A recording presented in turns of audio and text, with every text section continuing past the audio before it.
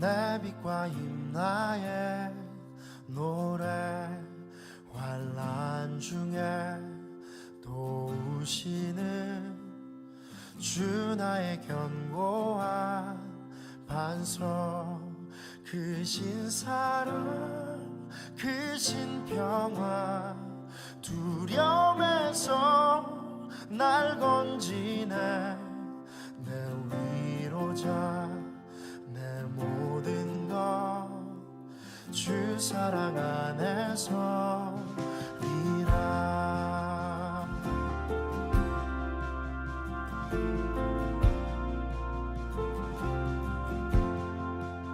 완전하신 하나님이 우리와 같이 되셨네 주 사랑과 그 공의로 세상을 구원하셨네 십자가에 주 달리사 그 진노를 거두셨네 내 모든 죄 담당하신 주 은혜 안에서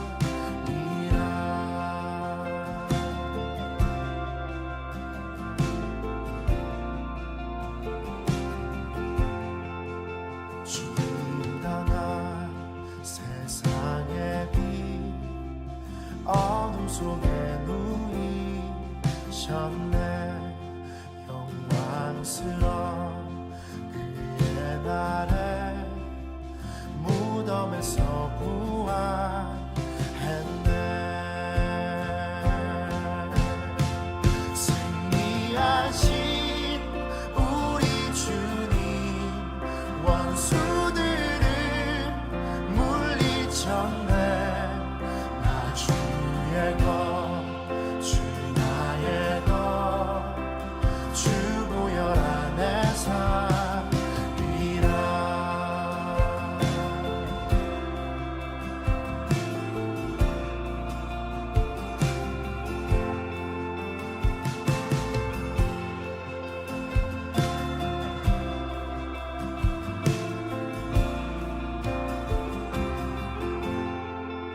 주 예수의 능력으로 내 속에 두려움 없네 나의 사는 모든 순간 주께서 다스리시네 어느 것도 주 손에서 날 빼앗지 못하리라 주 오실 날 기다리며 주 능력 안에서 이라 어느 것도 주 손에서 날 빼앗지 못하리라 주 오실 날 기다리며 주 능력 안에서 이라 어느 것도 주 손에서 날 빼앗지 못하리라 주 오실 날 기다리며 주 능력 안에서 이라 주 오실 날 기다리며 주 능력 안에서 이라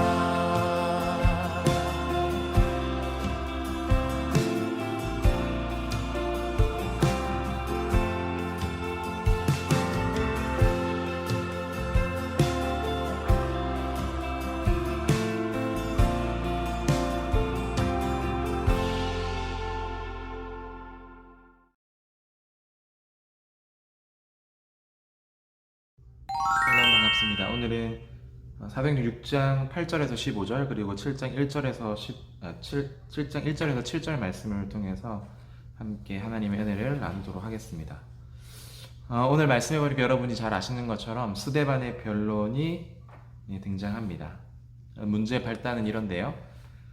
스데반이 은혜와 권능이 충만해서 큰 기사와 표적을 행하니까 여러 해당들로부터 많은 사람들이 일어나서 어떤 자들이라고 하는데 이 자들이 일어나서 스데반과 더불어서 변론하기 시작한 겁니다. 그렇다면 이 스데반과 더불어서 변론한 이들이 누굴까 우리가 한번 생각해 볼 수 있습니다.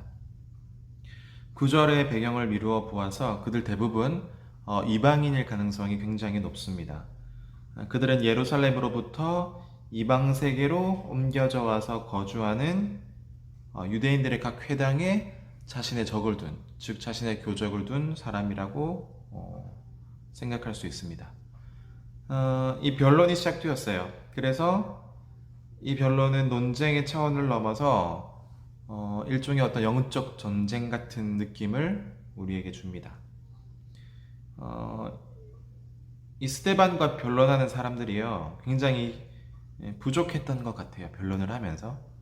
그래서 10절에 보니까 스데반이 지혜와 성령으로 말함을 저희가 능히 감당치 못했다라고 말을 하고 이 지혜와 성령으로 변론하는 스데반에게 결코 당할 수 없음을 알게 된 이들은 이제 다른 방법을 써서 이 스데반을 어렵게 합니다. 스데반 집사님을 11절에 보니까 잘못된 소문을 퍼뜨리기 시작합니다. 그러니까 뭐 지금으로 따지면 언론을 통제해가지고 이 언론을 통해서 거짓 정보를 흘려보내는 거죠. 또 12절에 보니까 종교 지도자들을 이렇게 선동시킵니다. 그리고 어떤 종교적인 어떤 억압의 구조들, 또 상황들을 환경으로 만들어가지고 이 스데반 집사를 핍박하기 시작합니다. 심지어 거짓 증인들을 세우고 스데반이 성경과 율법을 모독했다라는 거짓 증거까지 말하면서 이 스데반 집사님을 압박합니다. 우리가 이것을 통해서 알 수 있는 것은 이 변론자들이 어떤 영적인 실체를 가지고 있는 자들인지 여기서 다 드러난다는 겁니다. 사실은 어떤 술책을 써서 그 문제를 해결해 보려고 하면 할수록 사실은 자기 자신의 민낯만 더 드러날 뿐이라는 사실입니다. 우리가 여기서 이 말씀을 통해서 역사의 한 교훈을 우리가 유념해야 합니다. 성스러운 것과 속된 것은요 물리적으로 분리된 것이 아니라 거룩 속에 속된 것이 있고 속된 것 가운데 또한 거룩함이 포함된다라는 사실들을 우리가 기억해야 됩니다. 교회 안에 있으면 다 거룩한 것이고 세상에 있으면 다 속된 것이다 이게 아니라 교회 안에서도 거룩함이 있지만 그 안에 속된 것이 있고 세상은 다 속된 것 같지만 사실은 그 안에도 거룩함이 숨겨져 있다라는 사실입니다. 이것은 역사 가운데 벌어지는요 인간의 어떤 실존적인 현실입니다. 때로 우리는 이런 실존이 깊은 곳에서 악의 영들이 여러 끈들을 놓고 우리를 유혹한다라는 사실들을 우리가 늘 기억하고 유념해야 합니다. 그래서 우리 청년들, 우리 성도들은 늘 깨어서 조심해야 합니다. 시편의 말씀처럼 새벽을 기다리는 파수꾼처럼 늘 이 영적 전쟁 앞에서 깨어 하나님을 바라고 기대해야 한다라는 말입니다. 이 변론했던 이들이 꾸민 일들은요 다 조작된 것이고 진리가 아니라는 사실을 이 사도행전 저자가 우리에게 말씀해주고 있습니다. 15절에 보니까 공회 중에 앉은 사람들이 다 스데반을 주목하여 보니 그 얼굴이 천사와 같았다라고 말을 합니다. 대제사장이 그래서 7장부터 대제사장과 종교 지도자들의 이야기가 나올 뿐만 아니라 스데반이 어떻게 변론하는지에 대해서 이야기하고 있습니다. 7장 1절에 대제사장이 묻습니다. 이렇게 거짓으로 사실은 이 이방인의 스데반과 함께 변론했던 이방인들이 얘기한 것인데요. 대제사장이 묻는 거예요. 그래서 이러한 거짓들이, 그러니까 대제사장은 거짓인 줄 모르고 이 모든 내용들이 다 사실이냐라고 묻습니다. 그럴 때 이 스데반이 해명하죠. 성전과 율법을 모독했다는 이 일에 대해서 스데반이 해명합니다. 스데반은 역사의 교훈을 추적해서 자기 자신이 이 일에 대해서 해명하고 있는 거죠. 그러니까 최선의 방어가 최선의 공격이라고 생각했던 사람이 바로 이 스데반 집사님입니다. 객관적으로 그리고 적극적으로요. 이스라엘 민족이 어떤 하나님 역사 가운데 지나온 역사를 이 파노라마처럼 한눈에 볼 수 있도록, 그래서 7장 2절부터 53절에 길게 스데반의 설교처럼 들리는 이 해명들이 적혀져 있습니다. 사실 유대인들은요, 현실에 굉장히 안주적인 가치관을 가지고 있었어요. 그러니까 쉽게 말하면 이대로가 좋사오니, 기득권자들의 어떤 일반적인 특색이라고 할 수 있습니다. 기득권자는 어떤 사람입니까? 기득권자는 지금이 좋고 특정 개인이나 집단이 차지하고 있는 어떤 유익들을 가지고 있는 집단 또는 개인을 기득권이라고 말합니다. 기득권, 힘 있는 자들, 어쩌면 본인들이 생각했던 것을 누리고 있는 자들이 바로 이 기득권입니다. 이 기득권자들의 일반적인 특색이 바로 현실 안주적인 가치관, 지금에 만족하는 가치관이죠. 모든 일을 있는 그대로 두기를 원했고, 예수님과 또 예수님을 따르는 사람들은 위험한 개혁자들로, 개혁파들로 생각했다라는 겁니다. 심각한 문제는 이런 체제 수호적인 가치관, 이 기득권자들이 자기의 자리를 지키기 위해서 자신들의 이 현실들, 자신의 어떤 이 삶의 여건들, 바탕들을 지키기 위해서 지금 참된 신앙을 저버리고 어쩌면 형식적인 예배, 율법 준수에만 매달려 있는 것을 우리가 볼 수 있는 것이죠. 이들의 신앙의 모습을 보면서 얼마나 예수 그리스도의 복음과는 멀리 떨어져 있는지를 우리가 보게 됩니다. 우리도 마찬가지죠. 우리도 교회 안에서 힘을 가질 수가 있어요. 지금은 청년 때니까 좀 그런 게 덜할 수도 있는데, 우리가 나이가 들고 직분자가 되고 중직이 되고 또 교회 중요한 일을 맡게 되면 이렇게 힘이 생길 수가 있습니다.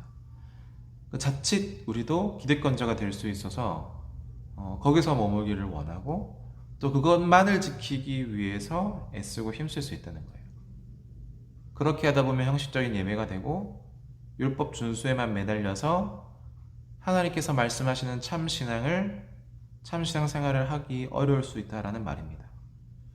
이 스데반이 주장한 내용들이요, 이 이방의 변론인들에게 굉장히 충격을 줬던 것 같아요. 그래서 그들의 반응이 이것을 증명하고 있는데, 7장 54절에 보니까 저희가 이 말을 듣고 마음이 찔려 저를 향하여 이를 갈았다라고 말합니다. 스데반이요, 성전은 오래전부터 사람들이 성전이 있기 오래전부터 이미 백성들은 하나님을 예배했다고 주장하는 거예요. 그래서 하나님은 이 인간의 손으로 만든 성전에만 거하지 않는다라고 변호하고 있는 겁니다. 이것은 우리도 마찬가지죠. 하나님이 교회 안에만 역사하는 것이 맞습니까? 하나님께서 교회에게 역사하시는 것이 분명합니다. 하지만 교회 안에만 역사하시는 것이 아니라 우리의 이웃들과 세상 속에서도 하나님은 여전히 역사하고 있다라는 사실입니다. 오늘 스데반 집사님이 바로 그 얘기를 하는 거예요. 그리고 유대인들이 그리스도를 십자가에 못 박은 것은요, 그 유대인들이 어떤 민족의 역사에서 반복해오던 일에 돌 하나를 더 싼 것밖에 없다라고 주장합니다. 왜냐하면 이스라엘이 하나님과 동행했던 그 오랜 역사의 시간들을 걸쳐서 그들의 조상들,